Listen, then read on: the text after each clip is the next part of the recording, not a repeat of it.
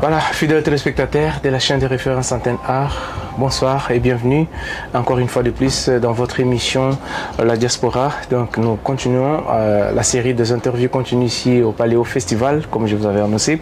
Nous sommes bien représentés parce qu'on est accrédité, raison pour laquelle nous vous amenons le Paléo Festival chez vous, dans vos salons, à travers cette émission présentée par votre humble serviteur que je suis William Tshisekedi. Donc là, vous êtes en train de voir, c'est comme si j'étais dans un canapé, mais chez moi, au salon, à la maison. Mais par contre, je suis au Paléo. C'est ça qui fait la beauté du Paléo. Donc aujourd'hui, nous recevons une dame, chef du projet. Elle fait partie, bien sûr, de cette partie intégrante du Paléo Festival. Elle s'appelle Marélie Blanchard. Donc c'est elle qui va, que nous recevons plutôt à travers cette émission pour nous expliquer comment ce projet est né, surtout le village du monde, parce que là on est au village du monde. Donc, grâce à mon équipe, grâce à Demaki VP, grâce à tout le monde, vous allez devoir découvrir ce village du monde. Madame Amaryllis Blanchard, bonjour et bienvenue. Bonjour, merci. Voilà, merci beaucoup de nous avoir accordé cette interview. Vous êtes suivi, on vous regarde, on te regarde, je peux dire comme ça, sur la chaîne de référence Antenne A, particulièrement à Kinshasa, la République démocratique du Congo, où on est à 150 millions d'habitants, et puis l'Afrique en général, parce qu'on est suivi sur Canal Plus aussi. Alors, qu'est-ce que vous pouvez dire à tous les téléspectateurs qui vont te suivre à travers cette émission, avant d'entrer dans le vif de notre émission? Eh ben, déjà, je suis contente que par la voix de la télévision, on se retrouve, disons, alors qu'il y a une grande distance. Oui. Donc, ravie d'être avec vous maintenant. Alors, la toute première question, pour ceux qui découvrent les Paléos, qu'est-ce que le village du monde? Alors le village du monde, c'est dans le festival, il y a tout un quartier qui est dédié à un thème. Le thème cette année, c'est les pays nordiques. Et dans ce thème-là, à chaque fois, on imagine tout un décor, la nourriture, les boissons, la musique, tout dans le thème. Et on change chaque année. Alors c'est pourquoi vous avez choisi ce village du monde, parce que là, on voit, c'est comme si on était dans une maison. Quand vous parlez pays du Nord, c'est quel pays exactement? Eh ben, il peut y avoir... Parce que chez nous en Afrique aussi, on a les pays, oui, du Nord. Nous, on est presque au Nord ici. Ouais. Donc en fait, ça va être la Finlande, la Norvège, le Danemark, la Suède, le Groenland, l'Islande. Voilà, donc c'est tous ces pays où on a une référence plutôt liée au froid d'habitude. Et comme c'est très très au Nord, eh ben, l'hiver, il fait nuit très longtemps. Et puis l'été, il fait jour très longtemps. Mais comment est née cette idée d'inviter chaque année une culture différente? L'idée est née comment? C'est notre président, Daniel Rossella, qui a soumis l'idée il y a plus de 20 ans. L'idée, c'était de pouvoir représenter à l'époque les musiques du monde qui n'étaient pas forcément représentées sur toutes les scènes. Et puis, on a pu dédier une scène à ça, le Dôme, et créer tout autour une ambiance et faire découvrir de la nourriture et faire découvrir tout ce dont je vous parlais juste avant. Ce qui fait que ça permettait aussi d'avoir un voyage pour notre public, des nouveautés chaque année et de se démarquer d'autres festivals qui ont souvent, pendant l'été sur la tournée des artistes, la même programmation. Donc on apporte un supplément d'âme, disons, dans l'expérience de notre public. Ça fait 20 ans que vous portez ces projets. Qu'est-ce qui a le plus évolué dans ces projets pendant les 20 ans que vous êtes à la tête de cette structure? Alors, il y a 20 ans d'ailleurs, c'était une collègue qui m'a passé le flambeau. Ça fait 17 ans moi que je travaille là. Mais je le précise parce que j'ai envie de lui dire merci d'avoir préparé la base de ce projet-là. Anne-Dominique, elle a préparé quelque chose de très beau. Elle est où maintenant? Et maintenant, alors elle travaille plus pour le festival, enfin elle travaille plus pendant l'année. En revanche, elle est bénévole durant l'été et elle fait des visites guidées pour des partenaires ou des gens comme ça. Et puis j'ai toujours du plaisir à la recroiser. Tout ça pour dire que on a du plaisir à monter ce projet depuis des années. Comment il a évolué? Je dirais que le public maintenant sait que c'est un incontournable, alors qu'avant, peut-être au tout départ, il découvrait le fait qu'on pouvait aller découvrir d'autres musiques, d'autres cuisines. Donc c'est comme ça est né ces projets. Oui. Ah, d'accord, mais c'est très chouette. Dans votre structure, vous avez à peu près combien de personnel qui vous accompagne? Ça dépend. Je parle pas du structure du Paléo tout entier, mais je parle justement de votre secteur. Ah, le secteur eh bien, en projet. fait, la force pour moi, c'est qu'en fait, je n'ai pas de secteur. Je suis une personne libre au milieu de tous les secteurs, pour coordonner le travail des secteurs. Ça veut dire que ici, mais c'est énorme. Oui, mais c'est comme un festival dans le festival. C'est facile parce qu'on a des super pros dans chacun des domaines, ce qui fait que le Village du Monde, par exemple, c'est comme une sorte de petit festival. Donc il y a absolument tous les départements qui travaillent dessus, mais c'est juste qu'on va tous dans la même direction avec un projet commun qui change chaque année. Alors, les choix de la région, comment ça s'est fait? Pourquoi les pays nordiques cette année? Parce qu'en fait, on n'a jamais eu ce thème-là au Village du Monde, malgré toutes ces années. Et on s'est dit, allez, c'est le moment de changer un petit peu, d'offrir une nouvelle découverte. Et puis, on avait envie de fraîcheur durant l'été, même si on n'a pas réussi totalement à l'amener, mais en tout cas dans les références. Ça fait, je peux dire que c'est ma 3e année de découvrir le Paléo et puis le public africain qui ont vraiment beaucoup aimé énormément. C'est que c'est le Paléo, mais quand est-ce que vous mettrez aussi l'Afrique, par exemple l'Afrique centrale? Quand? C'est oui. quand?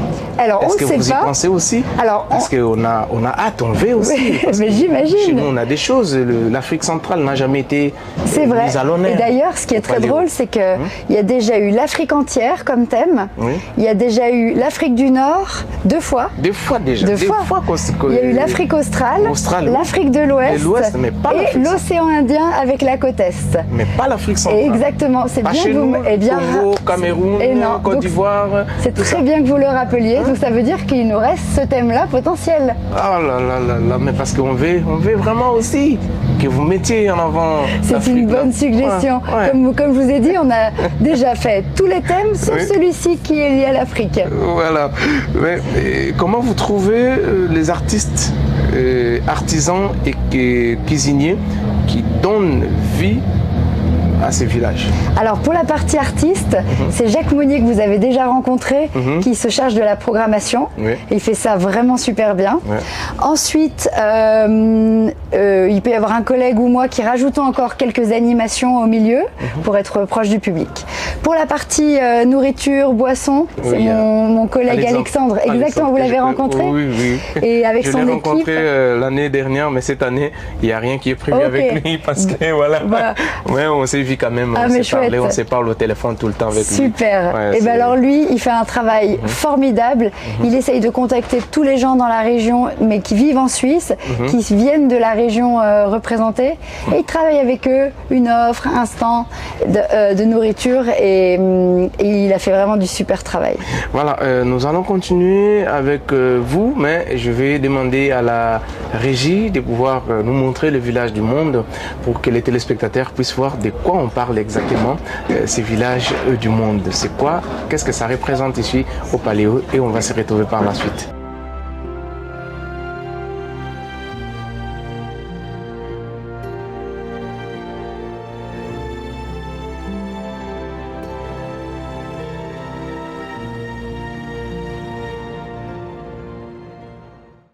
Quand on rentre au Village du Monde, si c'est la journée, on arrive face à une sorte de grande maquette de Lego, ces jeux de l'enfance qui sont très colorés, on construit des villages et là on traverse des fjords un peu ambiance Lego, des fjords, on a des sortes d'icebergs, des îles, on se balade au milieu de ça, on tombe sur un petit lac, ça fait la référence à la mer, au fjord, ça rafraîchit aussi un peu et puis ensuite on monte sur l'îlot principal et là on y trouve des petites cabanes. Et pourquoi on a mis ces petites cabanes et ces petites ambiances cosy? C'est parce qu'en fait, il faut savoir que dans les pays nordiques, l'hiver, il fait nuit très longtemps, en tout cas il fait majoritairement nuit. Et ce qui est très drôle d'ailleurs, c'est qu'il n'y a souvent pas de volets pour fermer les fenêtres, ce qui fait qu'on voit depuis l'extérieur tout ce qui se passe à l'intérieur avec la lumière. Et les gens décorent leurs fenêtres, mettent de la lumière, mettent des plantes. Et en fait, vu de l'extérieur, c'est un peu comme si on passait devant des petites maisons de poupées. Et donc, on s'est dit, allez, On crée ces petites maisons de poupées, on crée des décors avec Ikea aussi, avec ces petites ambiances. Et puis il y a des philosophies, hygge ou lagom, qui sont des termes pour dire dans les pays nordiques qu'on est bien chez soi, on n'a pas besoin de plus et on s'installe confortablement. Et c'est ça qu'on a voulu offrir à notre public au milieu de cette énorme fête. Et puis la nuit, on a une sorte d'aurore boréale qui se projette depuis l'îlot principal, donc on peut vraiment voir des aurores boréales, c'est assez fou.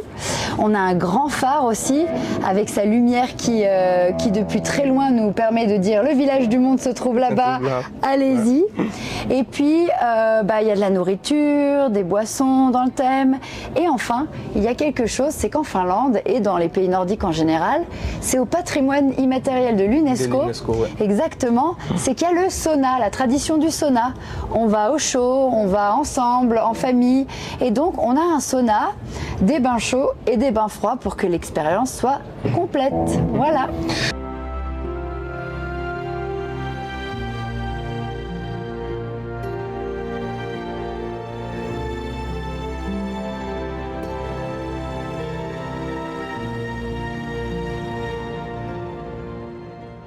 Comment l'Afrique a été déjà représentée ici au Paléo, précisément aussi au village du monde. Oui. Alors, vous pouvez quand même nous dire quels souvenirs gardez-vous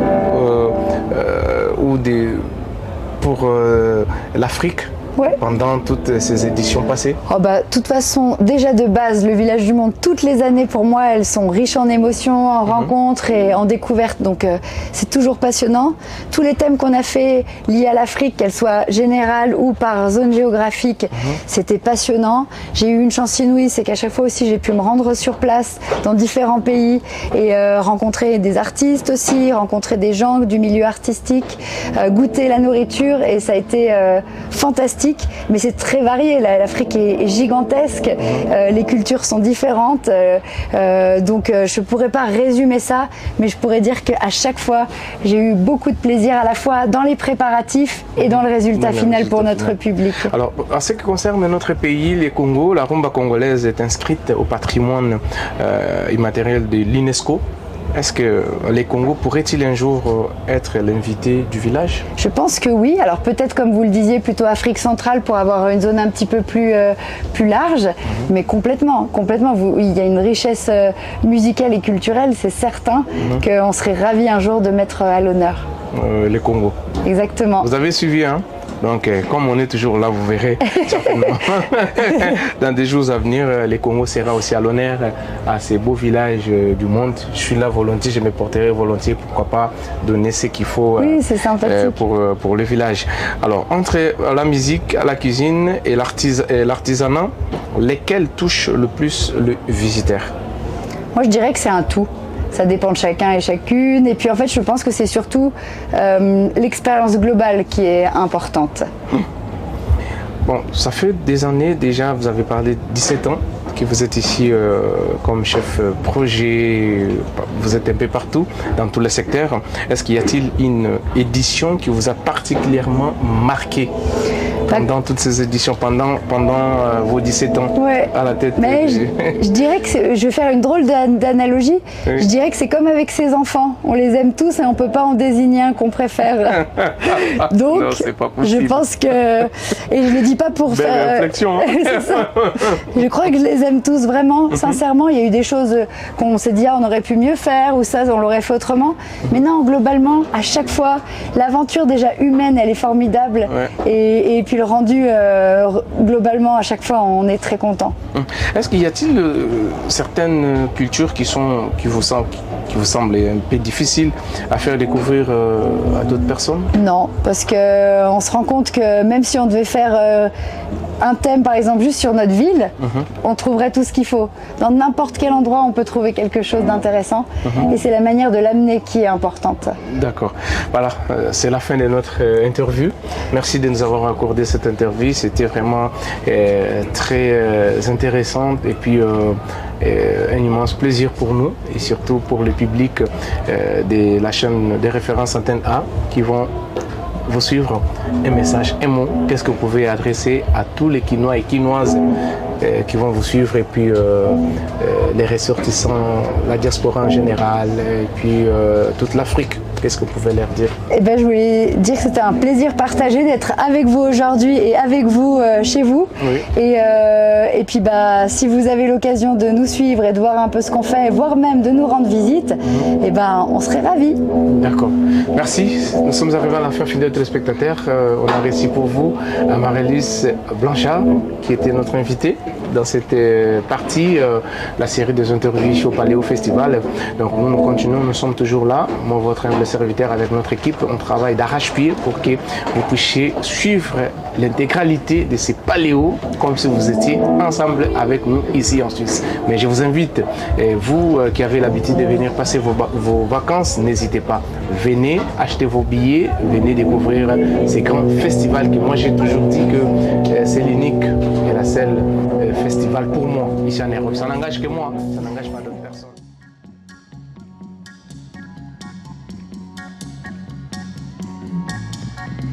Lately I've been picking out the fossil in my throat. It's hard to stare into the ocean and to try to stay afloat. Now don't upset yourself into the change in my mood. I'm hard to please. Sometimes I'm hard to please. Sometimes I'm on a staircase to the bottom of my soul. Although my feet are still connected, they're out of my control. Please refrain yourself from worrying on my behalf. I'm hard to understand. Sometimes I'm hard to understand. Sometimes. Festival comme le Paléo, vous l'imaginez bien, c'est toute une structure parce qu'il y a ici plus de 200 000 festivaliers, 250 000 me semble-t-il. On aura peut-être les chiffres plus précis justement avec Bastien notamment. Et donc pour accueillir des centaines d'artistes et des journalistes qui viennent couvrir l'événement, eh bien nous avons une équipe ici et c'est Bastien Bento qui gère. Il est le responsable du service de presse et il va nous expliquer quel est son travail. Bonjour Bastien. Bonjour. Alors, est-ce que tu peux dire à nos téléspectateurs, et qui sont des millions à regarder Antenne A, que fait le service de presse exactement?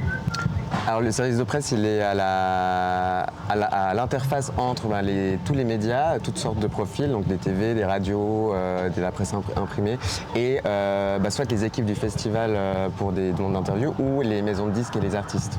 Donc on fait le lien et on essaie de structurer la façon dont il y a des interactions entre les médias et puis par exemple la programmation pour que les journalistes puissent travailler dans de bonnes conditions et que les artistes consacrent un peu de temps à répondre aux questions et faire en sorte que ce soit le plus fluide possible, sachant qu'on a une centaine d'artistes et puis 500 professionnels des médias accrédités par édition.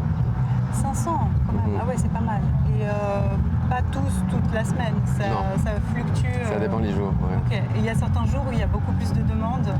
Tout à fait, oui. Alors on voit tout de suite, dès qu'on sort le programme, les jours qui sont particulièrement attendus par les médias. Typiquement cette année, le samedi soir avec Katy Perry, c'est quand même vraiment l'un des soirs où on aura probablement une des plus fortes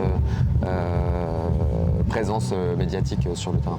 Alors à quoi ressemble l'une de tes journées ici ? Alors il n'y a pas vraiment de journée type parce que ça va justement beaucoup dépendre du programme de la journée, des artistes qu'on a, les artistes qui acceptent aussi de donner du temps pour les interviews puisqu'ils ne le font pas tous. Donc il n'y a pas vraiment de journée type, mais on peut dire que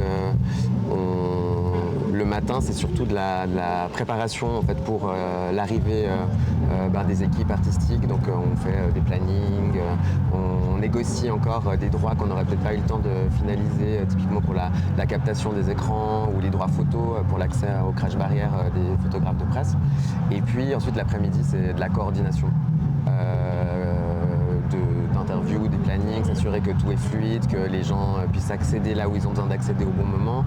Et puis après, quand les concerts ont démarré, on fait plutôt de réception d'images, envoi de photos pour illustrer les articles qui sont parus, les critiques, ce genre de choses. Donc c'est un peu ça, grosso modo, les étapes d'une journée. Donc ça commence le matin et ça se termine le lendemain matin quasiment, puis c'est enchaîné pendant une semaine. Oui, puis ça se voit un peu à mes yeux, on se lève tôt et on se couche tard. Waouh, ok. Alors au niveau des journalistes, donc 500 environ, ils viennent viennent d'où? Est-ce qu'il y en a beaucoup qui viennent comme Antenne A de loin ou est-ce que la plupart sont des journaux locaux? Alors on a quand même une grosse majorité de médias qui sont de la région, enfin de Romandie, et puis enfin de Suisse francophone. Et puis on a aussi je pense une quinzaine de titres de Suisse alémanique, donc qui font pas nécessairement les mêmes couvertures, puisque culturellement on est quand même assez différents. Ils vont pas nécessairement s'intéresser à la même chose. Puis ensuite au niveau international, je pense qu'on a une dizaine de pays qui sont représentés, principalement européens, la francophonie, l'Angleterre. Et puis aussi certains médias comme le vôtre qui viennent de plus loin. Donc on est très content de ce rayonnement-là et on y travaille aussi pour faire que le festival soit connu loin à la ronde. Alors, il y a quelque chose que tu as dit qui m'interpelle et qui me fait rebondir, c'est que pour nos téléspectateurs, en Suisse, il y a différentes régions linguistiques et entre les Suisses romans et les Suisses allemands, on parle du Röstigraben. Donc cette frontière où on a une différence culturelle qui est assez importante. Oui. Et je me demande, ça veut dire quoi, des différences dans la manière de traiter et d'aborder la couverture médiatique et de ce sens, elle est si différente que ça? Je pense qu'il y a une perception de l'institution du festival qui est un peu différente. C'est aussi quelque chose lié à la notoriété. C'est sûr qu'en Suisse romande, tout le monde quasiment connaît Paléo. Mais en Suisse allemande, c'est nettement moins acquis. Puis c'est un autre type de travail. Il faut aussi... parce que du coup on n'est plus seulement en guillemets en concurrence avec les festivals romans où là clairement Paléo a une position qui est assez centrale parce que c'est l'un des festivals les plus emblématiques de la région. Mais du coup là en termes de réflexion pour un média du point de vue par exemple de quelqu'un qui vivrait à Zurich, il va pas forcément être réceptif au même message ou à la même manière de présenter le festival. Donc on a une approche qui est un peu différente qui est liée en fait aussi à une culture musicale, on n'écoute pas du tout la même chose, etc. Donc il faut un peu réfléchir à comment positionner le festival de telle manière à ce que ce soit pertinent pour eux à couvrir. Et alors on s'imagine toujours forcément les artistes avec des demandes, des exigences un peu qui font les divas. Est-ce que ça arrive aussi du côté des journalistes des fois? Bon, déjà sur les artistes, je pense que c'est quand même un peu un cliché parce que en fait c'est surtout des très grands professionnels. Et puis si un artiste fait sa diva, en fait ça se sait très vite et ça donne pas forcément très envie de collaborer avec la personne. Ensuite sur les médias, je pense que c'est pas vraiment. Dans le 99% des cas, ça se passe très bien et puis on a de très bonnes relations avec les médias. Mais je pense qu'il y a aussi effectivement les contextes d'un open air pour un média, quel qu'il soit, c'est quand même un contexte de travail qui est assez difficile parce que on est tributaire de la météo, il y a beaucoup de choses qui se font à la dernière minute, donc ça nécessite une capacité d'adaptation permanente, y compris pour nous au service de presse. Puis du coup, c'est vrai que c'est beaucoup de situations très urgentes, de choses qui se débloquent à la dernière minute, etc. Donc des fois, oui, ça peut créer des petites frictions. Mais c'est normal, puis avec la fatigue au bout d'un moment, ça vient un peu. Ça peut arriver qu'il y ait des petits crêpages au chignon, mais rien de grave. Et comment vous choisissez les médias en fait qui sont accrédités? Lui oui, lui non, comment ça se passe? C'est un arbitrage entre nos capacités, nos jauges, et puis le projet éditorial. Nous, pendant 2 mois, en fait, on a un portail qui tous les médias déposent leurs demandes et leurs souhaits en décrivant ce qu'ils ou elles souhaitent faire. Et puis après, nous, on va devoir arbitrer en fonction de nos contraintes à nous sur tel projet plutôt qu'un autre, ou s'il y a quelque chose qui nous semble, un projet qui nous semble peu réaliste. Par exemple, si on nous dit moi je veux faire une interview de Katy Perry puis qu'on se rend bien, puis que c'est quand même pas gagné, peut-être qu'on va plutôt privilégier un autre parce qu'on se dit ça, on a quand même beaucoup plus de chances de le concrétiser. Mais du coup c'est tout le temps du cas par cas, on étudie chacune des demandes et puis on sélectionne, je pense qu'on en accrédite, on en refuse peut-être 20 à 30%. Ah quand même. Ouais. Ah ouais, ça fait pas mal. Oui. D'accord. Et comment a évolué le métier? Parce qu'en fait, maintenant, avec tous les créateurs de contenu qui sont aussi sur les réseaux sociaux, j'imagine qu'ils occupent aussi une part du terrain. Oui. Alors, ils sont un peu à part, ils ne sont pas en concurrence avec les médias du tout, mais on a effectivement un service en fait, qui est dédié à ça au sein du service de presse pour en fait, les accueillir puis s'assurer que l'expérience elle soit bonne parce que avec le temps, on s'est rendu compte qu'ils n'ont pas les mêmes besoins, puis ils n'ont pas la même habitude en fait, par exemple liées aux contraintes du monde de la musique, que ce soit les questions de droit, droit à l'image, droit de la protection, droit d'auteur, etc. Du coup, ça nécessite un accompagnement qui est un peu particulier, puis c'est aussi une industrie qui est en train de se structurer, donc c'est aussi il faut un peu prendre le pli et puis faire en sorte qu'ils travaillent dans de bonnes conditions eux aussi avec leurs enjeux et leurs ambitions. Ils demandent aussi des fois des interviews ou bien ils sont plutôt là pour faire vivre le festival côté lifestyle Ça peut arriver mais c'est plutôt rare. L'idée c'est effectivement c'est plutôt qu'ils le traitent de manière plus expérientielle en racontant en fait ce qu'ils vivent eux sur le terrain, ce qui n'est pas tout à fait la même logique qu'un média. Et comment est-ce que toi tu verrais le projet le plus fou qu'il pourrait y avoir, peut-être que tu l'as déjà eu, peut-être que c'est jamais venu, mais qu'est-ce que tu pourrais imaginer qu'un média te demande qui serait complètement incroyable, mais qui pourrait même, pourquoi pas, faire plaisir aussi au Paléo, parce que tu dis il faut que ça soit en adéquation avec la demande du journaliste et la faisabilité. Par exemple, si c'est Katy Perry, puis qu'on sait que de toute façon, mettons, elle donne pas du tout d'interview, voilà. Mais un média pourrait faire une demande un petit peu folle et puis qui pourrait passer dans une manière de couvrir qu'on n'aurait jamais vue. C'est une bonne question. C'est dur. En tout cas, nous, on passe toutes les demandes, toujours. Ça, on est là pour ça. Donc voilà. Puis après, c'est clair qu'il y a les équipes des artistes qui tranchent au final. Nous, on est le relais de. Et puis des fois, ils vont peut-être nous demander des conseils, dire de toutes ces demandes, vous sélectionneriez quoi en priorité, etc. Donc c'est un dialogue. Mais après, pour les demandes les plus folles, je sais pas. Franchement, je sais pas, c'est vachement dur. Ouais, bizarre, mais c'est à eux d'être créatifs. Volontairement aussi. Mais je me dis, vu que le journalisme évolue, puis qu'on a cette hybridation un peu avec les créateurs de contenu, est-ce qu'on pourrait encore imaginer une troisième voie de quelque chose d'autre qui se développerait, que vous avez peut-être vu ici, parce que le Paléo est précurseur dans beaucoup de choses. Toujours aller dénicher des talents, etc. Et je me dis peut-être aussi que le Paléo peut faire émerger des nouvelles façons de faire du journalisme, pourquoi pas. J'espère, on serait trop fiers. Mais là, comme ça, j'ai pas la solution. Non, mais je sais que ma question était volontairement un peu folle, mais je me dis pourquoi pas, ça peut aussi être sympa. Et toi, ton parcours, est-ce que tu es journaliste de formation? Non, pas du tout. Non, j'ai étudié la communication et le management culturel. Donc je viens vraiment j'ai fait une formation vraiment pour travailler dans le milieu de la culture. Et j'ai beaucoup travaillé dans la musique, mais aussi dans le cinéma, l'audiovisuel au sens large. Et du coup, j'ai un peu cette double casquette qui me sert bien en fait à Paléo, parce qu'il y a aussi, c'est évidemment un festival musical, mais il y a aussi des enjeux liés à l'image, au circuit de diffusion, ce genre de choses. Et du coup, ça me permet des fois comprendre un peu ce qu'on me demande quand c'est en lien avec, je sais pas, des contrats ou des questions de droit, etc. Alors j'imagine bien que au Paléo, il y a beaucoup de bénévoles, mais il y a aussi des professionnels. Et toi, ton travail occupe plus de temps que juste la semaine de présence ici, puisqu'il y a tout le travail en amont de sélection aussi des dossiers. Toi, tu es engagé par Paléo à l'année? Toute l'année, ouais. Toute l'année? Oui. Ok, donc c'est vraiment ton travail. Mais je suis pas tout seul. Il y a moi, il y a mon collègue, on est 3. Il y a moi, j'ai un assistant et puis un collègue qui est juriste et qui s'occupe vraiment de la négociation des droits, qui fait les contrats, etc. Parce que c'est quand même c'est extrêmement technique et moi j'ai pas ces compétences-là. Et puis ensuite sur le festival, on bascule en opérationnel et là on est 50. Ah ouais, ok. Et c'est vrai que cette question des droits, on peut le dire aux téléspectateurs pour leur expliquer un peu. Par exemple, là, dans l'émission, ils vont voir des extraits de concerts, mais ces extraits sont très courts. Ils pourraient se demander, mais pourquoi est-ce qu'on n'a pas plus?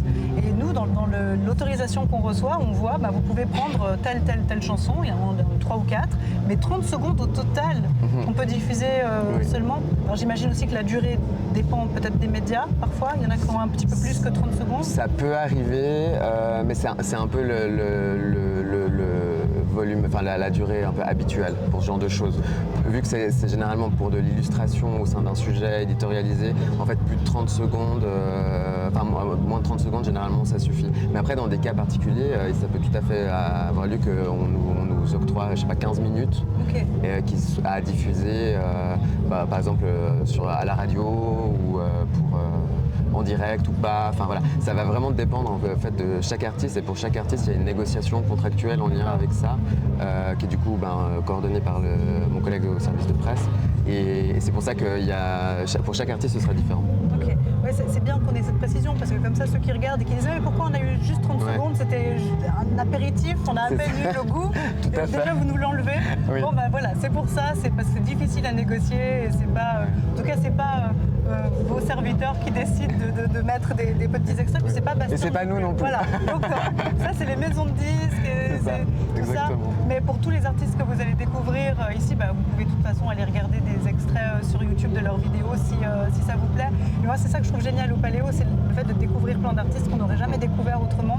Et ça, pour nous, en tant qu'une chaîne qui est diffusée au Congo, et puis bien sûr partout dans le monde via le bouquet Canal+, c'est de découvrir des musiques qu'ils n'auraient pas pu. Par exemple, à le Village du Monde avec les pays scandinaves, c'est pas tellement une musique comme ça que tout à coup en Afrique on va se dire on va écouter un groupe finlandais, islandais. Je trouve que c'est vraiment magique. Donc merci de nous avoir merci rendu à ça vous, possible. avec plaisir. Et là, qu'est-ce qui te rend le plus fier de ton travail à la fin d'une édition? C'est en fait, la concrétisation de toutes ces demandes à la fin et puis l'engagement de l'équipe. Je pense que c'est assez curieux en fait d'être 3 dans un bureau pendant 1 an à préparer quelque chose, puis ensuite d'être rejoint par 47 personnes qui en fait concrétisent ce que nous on s'est imaginé dans nos têtes de comment on allait faire les choses, quelles photos on allait prendre, etc. Et c'est surtout le dernier jour, quand on a fermé le service de presse, ce moment où on voit en fait l'accomplissement de tout ce qu'on a reçu comme demande, etc. Je pense que c'est ce moment-là qui me rend le plus fier. Puis aussi un petit cri de soulagement parce que c'est fini. mais après c'est pas complètement fini parce qu'ensuite tu vas essayer de compiler tout ça, aller à la recherche de tous les sujets. Tu dois faire une veille médiatique toi-même ou est-ce que tu rentres en contact avec les médias pour leur demander d'envoyer les extraits? On a un outil en fait qui nous fait ça, informatique. Donc tous les matins à 9h on reçoit la revue de presse de la veille et qui nous remonte en fait toutes les mentions du festival dans les médias en Suisse. Après on doit faire ça, on doit le faire nous manuellement pour l'international, mais on a un abonnement pour ça parce que sinon c'est vraiment trop chronophage. D'accord. Là on a depuis le premier jour depuis lundi, donc veille de l'ouverture, on est déjà à 500 articles parus en Suisse uniquement. Ah oui. Donc en termes d'archivage, référencement, c'est un énorme travail à faire manuellement. Puis en fait, on raterait plein de choses, ce serait dommage. Mais vous compilez vraiment tout. Oui. Et de toutes les années précédentes, vous avez toujours. Et à quoi ça va vous servir à l'avenir? Ça fait partie un peu du patrimoine du festival, d'une certaine manière. C'est une trace, c'est une mémoire en fait pour le futur. Et puis nous, ça nous sert aussi pour voir s'il y a des sujets qui ressortent ou des points d'attention sur des nouveautés, des nouveaux projets. En fait, c'est aussi une manière d'avoir un feedback d'un public un peu particulier, mais quand même intéressant à prendre en compte. Et puis ça nous permet en fait nous aussi de nous améliorer et puis de se souvenir, puis d'avoir des photos en fait. Pour qu'au final à la fin de la semaine, ce ne soit pas juste un vague souvenir embrumé dans notre cerveau, mais il y a une trace. Et alors est-ce que justement d'utiliser les articles pour s'améliorer, la polémique du sandwich au magret de canard, parce que ça on l'avait suivi déjà l'année passée, on avait entendu ça fait des problèmes, les gens se plaignent, et là à la conférence de presse d'ouverture on a appris que finalement le stand revenait. Est-ce que c'est justement les articles critiques qui ont fait ça ou vous avez un autre moyen d'entendre les murmures fâchés de la population? Là disons on avait bien entendu parce qu'on a vu des réflexions sur les réseaux, on a reçu plein de mails, c'est assez fou cette histoire parce que d'une certaine manière de l'extérieur on dit c'est complètement anodin, mais je pense que ça raconte aussi quelque chose de lié à Paléo. En fait, c'est un festival qui est tellement en tout cas en Suisse romande, on est toutes et tous au moins allés une fois, donc on a tous une relation avec le festival et d'une certaine manière en fait le festival il appartient aussi aux romans et du coup ce type de changements qui peuvent paraître complètement secondaires ou pas importants en fait peuvent susciter des réactions mais pour le coup on avait vraiment sous-estimé l'impact que ça aurait, ça nous a vraiment pris par surprise, c'était fou, mais hier encore il y avait des articles, c'est la folie, c'est fou. Mais il y a eu des articles en France, enfin, c'était malade. D'accord. Ouais. Ok. Alors, avant de poser la question de conclusion, j'en ai une que je rajoute maintenant pour le pro de la communication. C'est qu'au Congo, il y a une grande tradition qui est celle de la dédicace. Ok. Toujours, en fait, par exemple, même les artistes lors des concerts vont dire ah, je dédicace à lui, à tel, à ma famille, voilà. Et est-ce que toi, comme ça, tu aurais une dédicace à passer? Ah bah, je dédicace ce festival à mon équipe. Ils sont trop forts. Je les aime trop. Bon, bah, C'est juste, j'ai fait juste, je sais pas. C'est ça? Oui, Ça va? tu pourrais même dire je dédicace aussi à mon petit frère qui est venu pour la première fois. Ça peut être beaucoup de choses, mais ok. À l'équipe, je pense que c'est pas mal. Et pour terminer, donc, il y a des millions de téléspectateurs congolais qui nous regardent, un pays très jeune, et qui découvrent ce festival à travers notre caméra et à travers aussi ton récit, nos récits à tous. Qu'est-ce que tu aimerais leur dire à eux qui le découvrent là, peut-être pour la première fois à l'écran? Bah, venez au festival, vous allez vivre une expérience un peu folle et on serait ravis de les accueillir. Vraiment. Ok, bah super. Merci Bastien. Merci.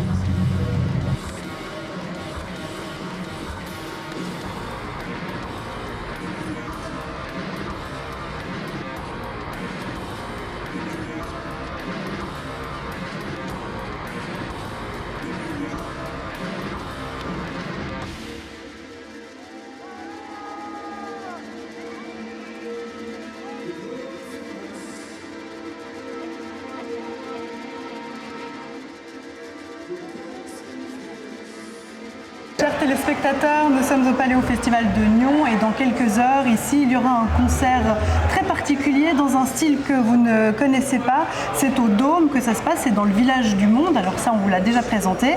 Et on a l'honneur de recevoir Awar, alors elle me dira si je prononce correctement. C'est parfait. Voilà, donc c'est le nom de ce duo français qui mélange tambour, chant, électronique, imaginaire nordique, voilà, tout un univers qu'on peut déjà voir juste sur la chanteuse elle-même, Asroun. Bonjour. Bonjour.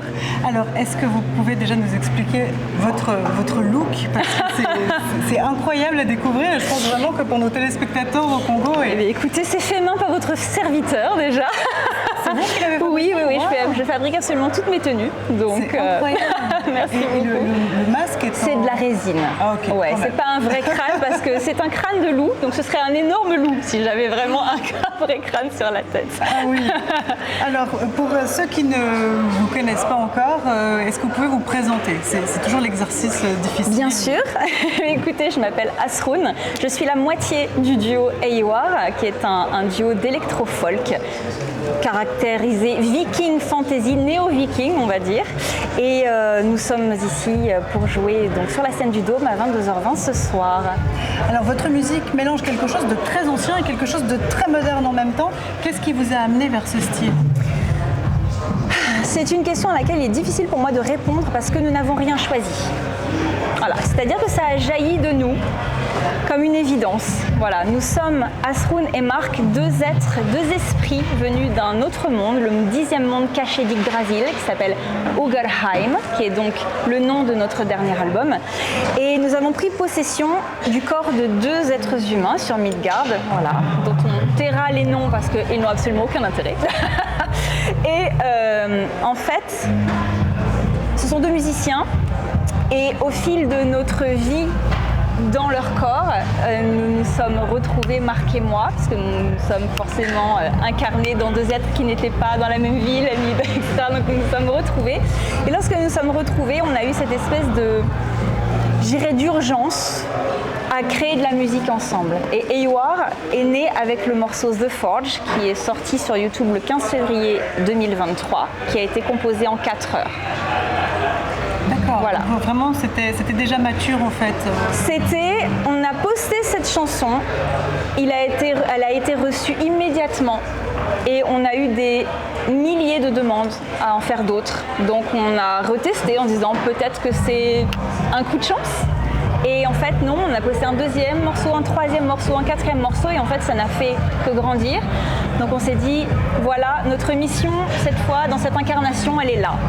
Donc on va y aller. Bon, alors on voit qu'il y a déjà toute une mythologie dans votre univers, mais aussi dans votre manière de vous raconter. D'ailleurs là, en interview, c'est ce qu'on peut ressentir. Est-ce que vous arrivez peut-être à nous expliquer un peu, parce que pour nos téléspectateurs, cette mythologie nordique est peu connue. Qu'est-ce qui ressort de vos récits? Quelles créatures? Est-ce que vous pouvez nous en dire plus? Alors, notre existence est un petit peu particulière, puisqu'on a l'habitude de dire que nous sommes aux Vikings ce que les tortues sont aux tortues ninja. Voilà, vous voyez l'analogie? C'est-à-dire que nous avons gardé des éléments de l'ère viking dans laquelle nous sommes incarnés il y a des siècles de ça, et dont on a gardé quelques souvenirs, et quelques bons et quelques mauvais souvenirs, mais surtout on a gardé les valeurs des vikings comme le courage, la bravoure, l'envie de découverte, cette capacité à se remettre sans cesse en question, à aller au-delà des frontières pour découvrir autre chose. Et c'est ce que l'on a voulu garder donc de cette tradition viking nordique pour l'inclure dans notre musique qui, elle, s'inscrit dans une démarche qui est peut-être beaucoup plus fantastique, beaucoup plus moderne, puisque nous sommes de toute façon des êtres qui n'existons pas sur Terre. Donc il a fallu... C'est même pas qu'il a fallu, c'est qu'en fait c'est sorti comme ça. Nous avons créé